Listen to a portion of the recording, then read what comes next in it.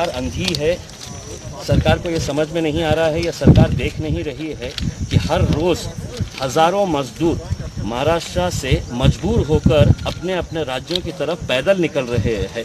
इस तपती धूप के अंदर छोटे छोटे बच्चों को लेकर बुजुर्ग लोग, नौजवान लड़के, ये लोग या तो साइकिल के ऊपर 1400, 1500, 1600 किलोमीटर का सफ़र तय करने के लिए ये लोग पैदल इस वजह से निकल रहे हैं कि इन्हें कोई सुविधा नहीं दी जा रही है। मैंने खुद ने prime minister's office, railway minister, railway department, इनको सबको ट्वीट के जरिए बार बार ये बताया था कि कई हजार लोग यहाँ पर फंसे हुए हैं करके। इसके बावजूद अगर ये घटना होती है, ये एक्सीडेंट होता है, तो ये एक्सीडेंट नहीं है, ये हत्या है।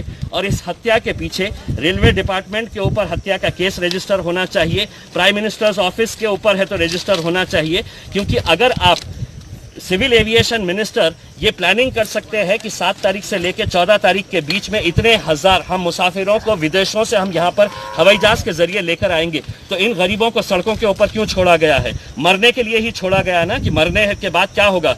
इनकी कीमत लगा दी गई है।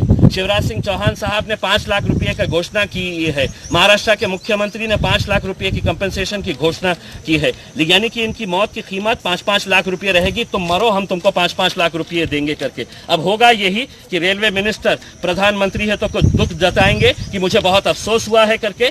रेलवे मिनिस्टर कहेगा कि मैं एक इंक्वायरी करवा रहा हूं और इसी इंक्वायरी का नतीजा है ये जितने अधिकारी यहाँ पर आए हुए हैं, ये सब के ऊपर हत्या का केस रजिस्टर होना चाहिए। ये गरीबों को